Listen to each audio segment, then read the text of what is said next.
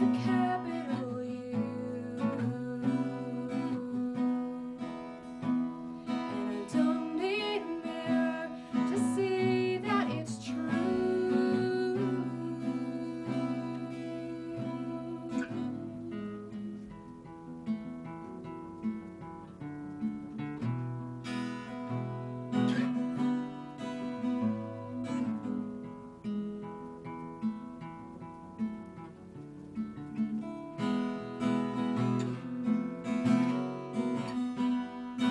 Ask me a question and mess up.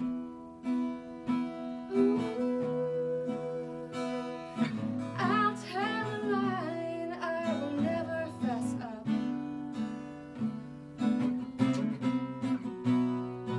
I'm pretty lost, but I don't want to be found.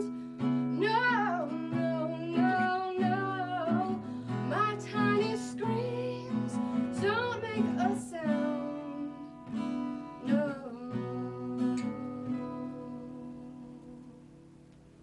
'Cause I'm ugly with a capital U.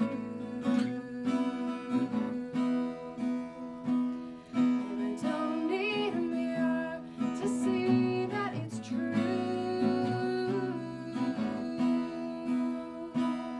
I'm ugly with a capital U.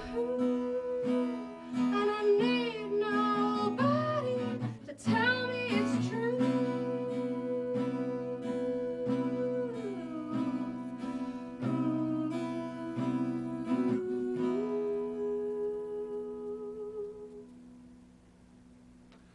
Okay, a little self-esteem issue there. Yeah, that's true. That was high school.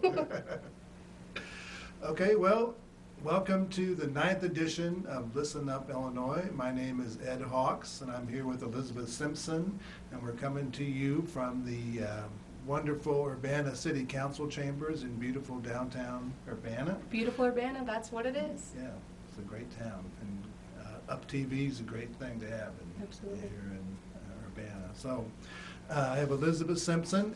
She has a lot of musical styles that she does. I first heard her at the WRFU benefit. She did an a cappella Irish song, that ballad that the whole room got quiet. So she has a wonderful voice, as you'll find out. And she's agreed to be my guest today, and I'm happy about that. And she has another special guest that we'll introduce later when she gets to the jazz style. So usually we start out.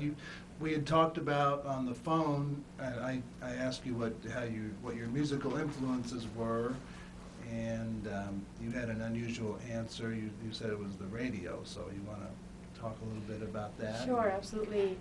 You know, I always made up songs when I was little, just going around. One of my earliest memories was making up a little song about Halloween. But where music really came into my life was through the radio, and especially from 5th grade on through high school and beyond. I would listen to music in the morning. I would wake up to an alarm clock radio. I would go to school. Before school, I would meet with people. We'd goof off and play music before school, and then I'd come home after school, turn the radio back on, turn CDs back on, cassettes and then CDs later on. And music was my solace. It was one of my best friends.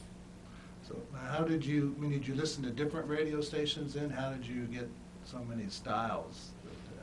In the beginning, I did listen to 96 TIC-FM, which was kind of a pop. I was into the pop music for a long time, and it wasn't until high school when I was in the Massachusetts. I grew up in Massachusetts in the all-state chorus, and I met somebody who played saxophone, jazz saxophone, and it was one of those things where I had a crush on the guy, and the guy liked jazz, so I looked into it just for the sake of.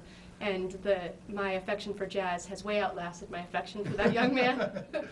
But that's where I started off with the jazz. And before that, you know, I had some friends in high school who played music, and one of them, E.J. Dawson, was the guy who introduced me to Juliana Hatfield, who wrote that song I just played. And so that was a lot of my early influence, was her and the Blake Babies.